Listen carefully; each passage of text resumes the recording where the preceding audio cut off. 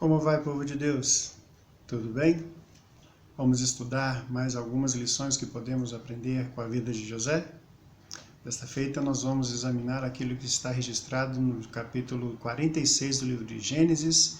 Nós vamos ler os primeiros versículos, depois os versículos finais, e nós vamos extrair aqui algumas lições importantes que nós devemos ter sempre no coração a respeito da natureza da relação do Senhor conosco. Vejamos o que diz o texto. Israel partiu com tudo o que possuía e chegou a Berseba e ofereceu sacrifícios a Deus de Isaque, seu pai. Deus falou a Israel em visões e de noite disse: Jacó, Jacó. Ele respondeu: Eis-me aqui. Então disse: Eu sou Deus, o Deus do seu pai. Não tenha medo de ir para o Egito, porque lá eu farei de você uma grande nação. Eu irei com você para o Egito e certamente farei com que você volte de lá. A mão de José fechará os seus olhos. Nós vemos aqui nessa primeira parte, nesses primeiros versículos, o Senhor reiterando as promessas feitas, primeiramente a Abraão, depois a Isaque e agora a Jacó. Quando o Senhor chama Abraão lá em Gênesis capítulo 12, ele promete a ele fazer dele uma grande nação. Essa promessa é estendida a Isaque e agora ela é repetida a Jacó. Com um pouco mais de clareza, quando o Senhor já especifica que lá no Egito ele seria feito uma grande nação.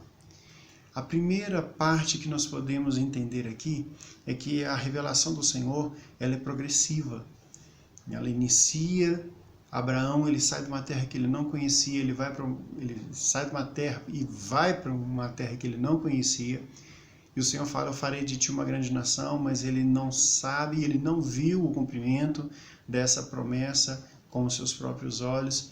Ele habita na terra das peregrinações. Isaque, seu filho, recebe a mesma promessa e essa revelação ela progride e ele já tem bastante, um pouco mais clara o cumprimento dessa promessa ao ver prosperar e sair sozinho, e ter junto de si uma grande família. Já com Jacó, ele já vai aumentando esse número, mas aqui o Senhor já especifica: olha, você vai para o Egito, eu irei com você, e lá eu vou fazer de você uma grande nação. Ele faz mais duas promessas. Ele fala que de lá você vai voltar e a mão de José fechará os teus olhos. Então, ele sabia que ele voltaria do Egito, mas que a mão de José fecharia os olhos. Então, fica claro que ele estaria junto da sua família e do seu querido filho José quando ele morresse, e que ele seria trazido de volta. Mais para frente a gente vai ver que de fato ele é levado de volta. Ele morre no Egito, mas é sepultado na terra de seus pais. José estava com ele quando ele morre. A promessa do Senhor é cumprida. A palavra do Senhor não cai por terra. O texto segue falando da genealogia das pessoas que vão para o Egito.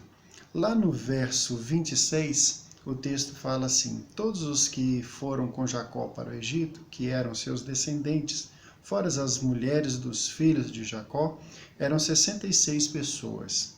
E os filhos de José, que lhe nasceram no Egito, eram 2. Todas as pessoas da casa de Jacó que entraram no Egito foram 70. 70 pessoas.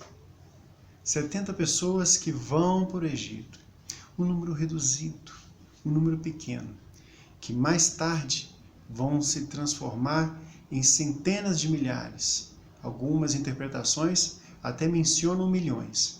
O texto de Êxodo 12, capítulo 12, verso 37, diz que foram 600 mil homens, fora mulheres e crianças.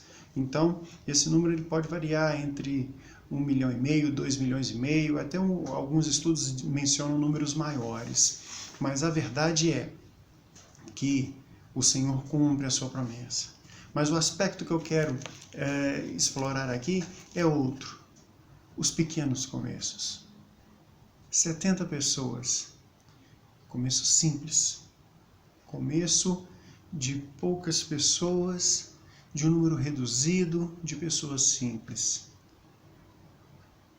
Muitas vezes, muitas pessoas têm essa tendência de desprezar os pequenos começos, de achar que o Senhor operando na sua vida são coisas grandiosas. Eu lembro agora de Naamã, que fala assim, eu pensei que o profeta viria, faria uma oração e colocaria a mão sobre a ferida e sararia o enfermo, mas o que ocorre não é isso. Muitas vezes nós esperamos, nós idealizamos o mover de Deus nas nossas vidas como uma coisa sobrenatural, algo que vai acontecer e que vai marcar a época. Mas o Senhor, Ele usa as coisas simples da terra para humilhar, para envergonhar aquelas que são grandes. Porque o Senhor, se tem uma coisa que o Senhor se agrada, é de mostrar o seu poder, mostrar a sua glória para o seu povo. Entram 70 pessoas no Egito, e essas 70 pessoas se transformam numa grande nação.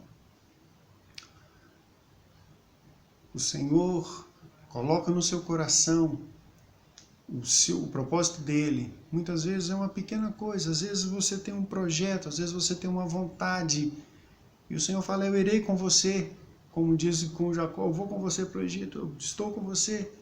Às vezes você tem um projeto de iniciar algum negócio, iniciar um curso, iniciar uma faculdade, mas você fica pensando, eu sou tão pequeno, eu não sou capaz, eu não consigo, isso não vai dar certo. Mas o Senhor coloca isso no seu coração, eu estou contigo, eu vou com você. Não despreze os pequenos começos. Não despreze os primeiros passos da caminhada, porque as pequenas coisas o Senhor pode fazer delas grandes. Às vezes uma ideia que você tem, que você fala assim, não, essa ideia ela é muito pequenininha, esse projeto ele é um projeto muito pequeno, muito humilde, eu não tenho os recursos.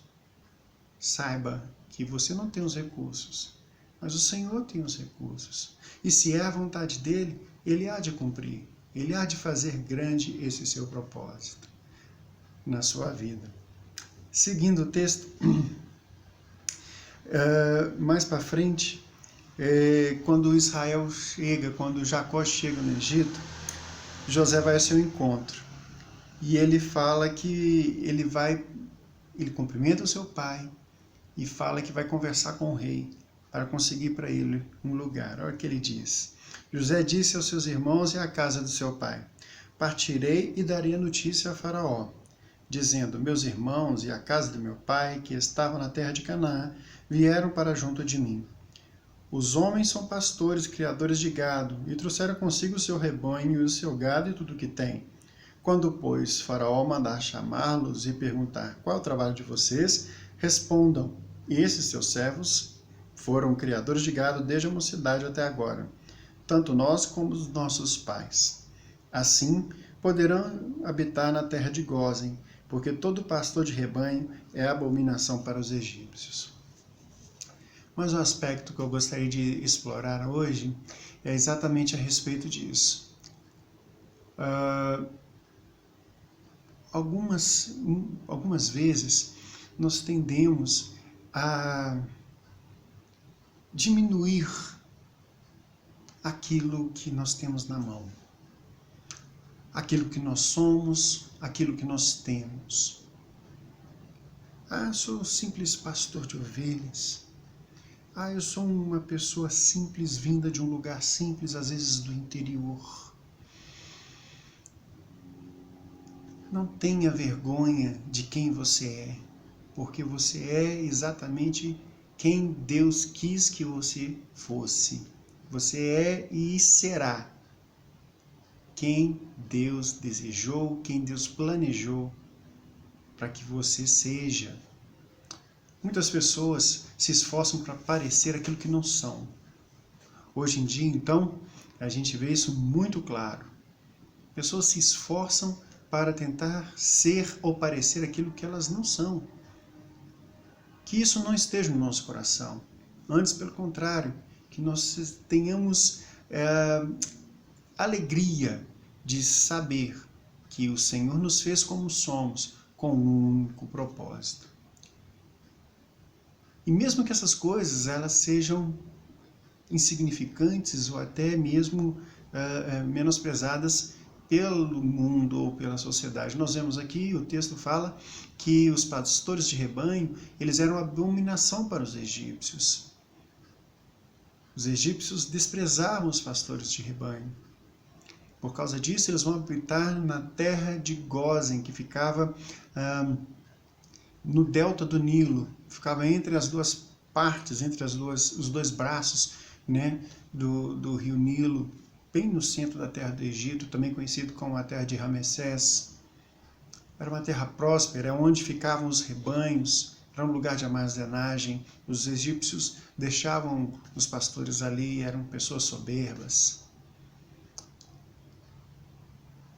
Que nós tenhamos claro a humildade de saber que aquilo que o Senhor fez de nós, às vezes desprezados por esse mundo, nos garantirá